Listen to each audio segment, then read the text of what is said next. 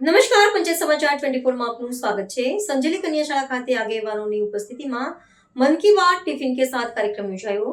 સાંસદ જસવંતસિંહ ભાભોર સહિતના હોદ્દેદારોએ કર્યું શ્રવણ। ભારતના માનનીય પ્રધાનમંત્રી નરેન્દ્રભાઈ મોદીએ દેશના નાગરિકો સાથે તેમના લોકપ્રિય અને નિયમિત રેડિયો કાર્યક્રમ દ્વારા સંવાદ સાધ્યો હતો। આ પ્રસંગે દાહોદ જિલ્લાના સંજેલી મંડળ અંતર્ગત આવતી સંજેલી કન્યા શાળા ખાતે એક વિશેષ કાર્યક્રમનું આયોજન કરવામાં આવ્યું હતું। વડાપ્રધાનના રાષ્ટ્રજોગ સંબોધનમાં 132માં સંસ્કરણને સામૂહિક રીતે સાંભળવા માટે સ્થાનિક કક્ષાએ મન કી બાત ટિફિન કે સાથ નામનો અભિનવ પ્રયોગ હાથ ધરવામાં આવ્યો હતો, જેમાં મોટી સંખ્યામાં આગેવાનો અને કાર્યકર્તાઓ ઉમટી પડ્યા હતા। આ વિશેષ કાર્યક્રમમાં દાહોદ જિલ્લાના માન્ય સંસદ સભ્ય જસવંતસિંહ ભાભોરની વિશેષ ઉપસ્થિતિ રહી હતી।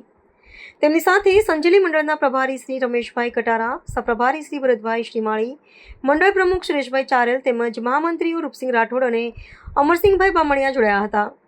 આ ઉપરાંત જિલ્લા અને તાલુકા પંચાયતના ચૂંટાયેલા પ્રતિનિધિઓ, જિલ્લા ભારતીય જનતા પાર્ટીની સંગઠનના હોદ્દેદારો, શક્તિ કેન્દ્રના સંયોજકો અને મોટી સંખ્યામાં પક્ષના પાયાના કાર્યકર્તાઓ એકસાથે બેસીને વડાપ્રધાનના માર્ગદર્શક અને પ્રવચનનું શ્રવણ કર્યું હતું।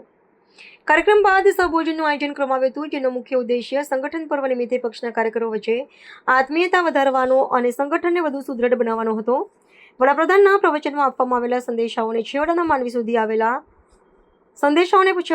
સુધી પહોંચાડવા માટે ઉપસ્થિત આગેવાનોએ પ્રતિબદ્ધતા વ્યક્ત કરી હતી।